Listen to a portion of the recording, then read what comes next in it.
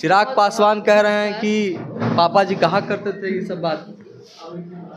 पापा जी कहा करते थे कि हर गरीब दलित के घर में चिराग जलाएंगे हम। लेकिन उनका जो चिराग है ना, करोड़पति और 100 करोड़पतियां लोग के यहाँ जाके चिराग जलाते हैं। तो पापा जी जो कहते थे बेटा जी वो करवे नहीं करते हैं। पापा जी हिंदुत्व को मानते नहीं थे, लेकिन बेटा जी हिंदुत्व और हनुमान बने फिरते हैं। पापा जी के मरणोपरांत बेटा जी पापा जी के फोटो के सामने नौटंकी कर रहे थे। तो पापा जी की विचारधारा पे बेटा जी जब चलिए नहीं रहे, तबे ना पापा जी की पार्टियां को 2 टुकड़ा में बंटवा दिए। और ये चिराग जो है स्वर्गीय रामविलास पासवान जी की पार्टी को जला दिया, राख कर दिया, नेस्तनाबूद कर दिया। जलाइए दलितों के घर में। अब भूलिए मत, आप वही दलित हैं, शोषित और उस समाज से आने वाले व्यक्ति हैं जिस समाज से आज हमारे सर्वोच्च न्यायालय पे बैठे हुए सीजीआई के मुंह पे चप्पल फेंका गया। चिराग जी के मुंह से नहीं निकला, पप्पा जी ने ये सिखाया था। पप्पा जी के भी पप्पा जी हमारे थे, बाबा साहेब भीमराव अंबेडकर हमारे बाबा। उन्होंने क्या सिखाया था? क्या इसी दिन के लिए आपको सदन में भेजे थे कि इतने बड़े सदन में बाबा साहेब का मखौल उड़ाया तो मुंह में जिप, सीजीआई जी पे चप्पल जूता फेंका गया तो मुंह में जिप, अब मोदी जी के नाम पे बड़ा सा मुंह खोल लेते हैं। मोदी जी मेरे भगवान, मैं मोदी जी का हनुमान। नाचिए उन मोदी जी के पीछे, पापा जी सिखाए हैं आपको तो नाचिए मोदी जी के पीछे। अरे ये सब दलित के नाम पे कलंक है, कलंक। पापा जी हमेशा कहा करते थे जुर्म करो मत, जुर्म सहो मत, जीना है तो मरना सीखो, कदम कदम पर लड़ना सीखो। देखिए ये बात हम नहीं कह रहे हैं, ये बात केंद्रीय मंत्री चिराग पासवान कह रहे हैं कि पापा जी ये सब बात हमेशा से कहा करते थे कि जो है कि कदम कदम पर लड़ना सीखो। अब बात करेंगे हम, बातचीत करने के लिए हमारे साथ राष्ट्रीय जनता दल की प्रदेश प्रवक्ता सारिका पासवान है। चिराग पासवान कह रहे हैं कि पापा जी कहा करते थे ये सब बात। पापा जी कहा करते थे कि हर गरीब दलित के घर में चिराग जलाएंगे हम। लेकिन उनका जो चिराग है ना, करोड़पति और 100 करोड़पतियां लोग के यहाँ जाके चिराग जलाते हैं। तो पापा जी जो कहते थे बेटा जी वो करवे नहीं करते हैं। पापा जी हिंदुत्व को मानते नहीं थे, लेकिन बेटा जी हिंदुत्व और हनुमान बने फिरते हैं। तो चुनाव के वक्त पापा जी का बात याद आ रहा है। पापा जी ने जो कहा बेटा जी ने माना ही नहीं। हाँ, पापा जी के मरणोपरांत बेटा जी पापा जी के फोटो के सामने नौटंकी कर रहे थे। तो पापा जी की विचारधारा पे बेटा जी जब चलिए नहीं रहे, तबे ना पापा जी की पार्टियां को 2 टुकड़ा में बंटवा दिए। और ये चिराग जो है स्वर्गीय रामविलास पासवान जी की पार्टी को जला दिया, राख कर दिया, नेस्तनाबूद कर दिया।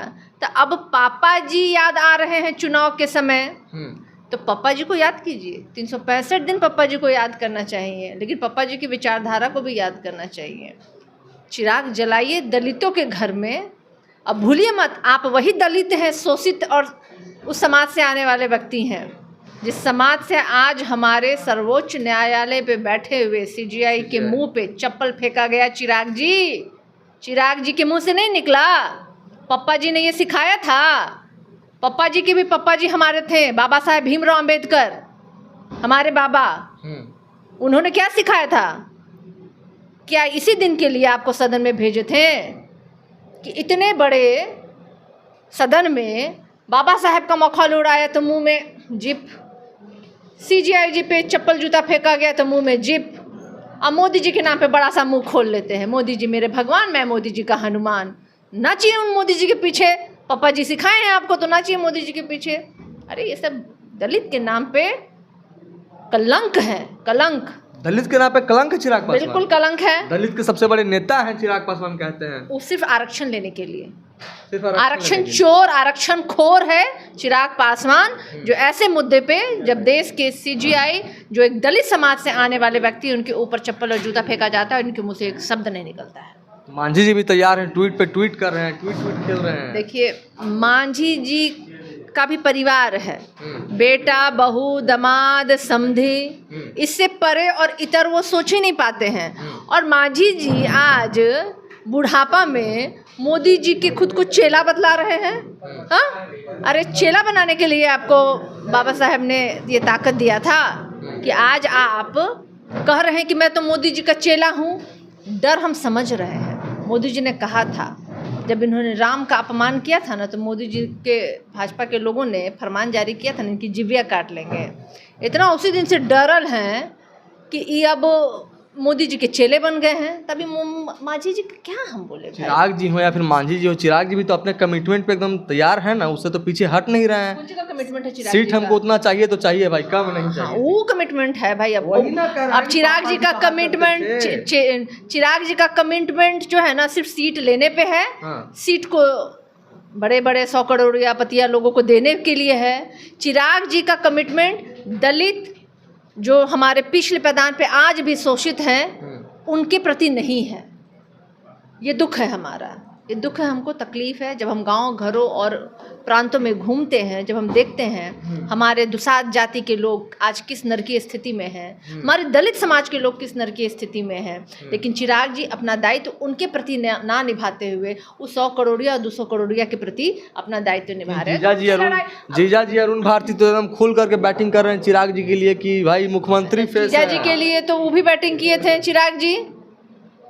तो कहते हैं ना कि भाई सारी दुनिया एक तरफ, जोड़ू का भाई एक तरफ। तो अरुण जी अगर कर रहे हैं चिराग जी के लिए तो कौन सा गलत कर रहे हैं भाई? अब जीजा साला का खेला है वो सब, उसमें हमको काहेला पड़ना है?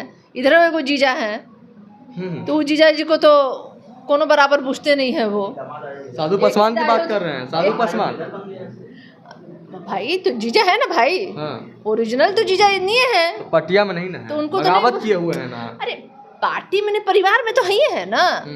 और वो तो हम लोग देखबे किए हैं कि स्वर्गीय रामविलास पासवान जी की जब अर्थी जल रही थी तो उनकी ही बेटी को और दामाद को घुसने तक नहीं दिया गया था। यही चिराग जी थे वहाँ पे। चिराग जी के इस ट्वीट का मतलब आप क्या समझती हैं, जो उन्होंने लिखा है कि जुर्म करो मत जुर्म सहो मत, मतलब भाजपा कम सीट इनको दे रही है, तो ऐसे लिख इस रहे हैं। ट्वीट का मतलब है कि मुझे ज़्यादा सीट दे दो, ज़्यादा सीट पे मैं लड़ूंगा, और नहीं लड़ूंगा तो फिर मैं भारतीय जनता पार्टी की बी टीम की तरह जाके लड़ूंगा, जो पिछले विधानसभा में ये चुनाव लड़े थे।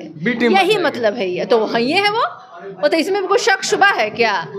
चिराग पासवान कल भी बी टीम थे, आज भी बी टीम है, और जब तक जीवित रहेंगे बी टीम ही रहेंगे। क्योंकि चिराग जी की कोई अपनी विचारधारा है नहीं, और जिस व्यक्ति की कोई अम्बेडकर आइडियोलॉजी पे चलते हैं। कौन से अम्बेडकर आइडियोलॉजी पे बैठे तो पूछेंगे उनसे हम क्या होता है।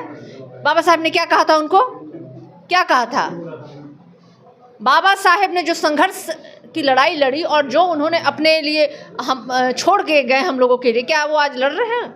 उनके दिखाए हुए रास्ते पे चल रहे हैं वो तो कहते हैं ना मैडम कि अगर दलित पे तनिक भी अत्याचार होगा तो चिराग पासवान मंत्री पद को लात मार देगा। लेकिन वो दलित अशोक चौधरी की बेटी होनी चाहिए, वो दलित चिराग पासवान होना चाहिए, वो दलित अरुण भारती होना चाहिए।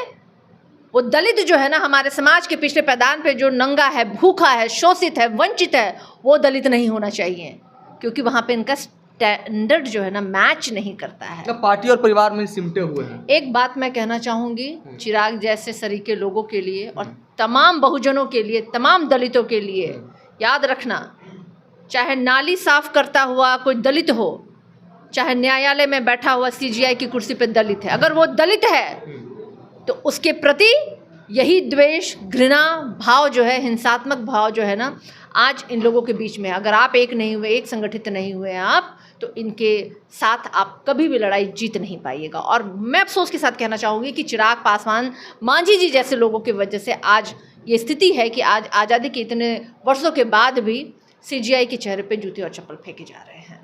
चलिए, तो बिल्कुल चिराग पासवान के ट्वीट का क्या मतलब था सारिका पासवान ने बता दिया है। बाकी आप लोग क्या कुछ सोचते हैं हमारी बातचीत को लेकर के, आप अपनी प्रतिक्रिया कमेंट बॉक्स में जरूर दर्ज करें। तब तक के लिए देखते रहें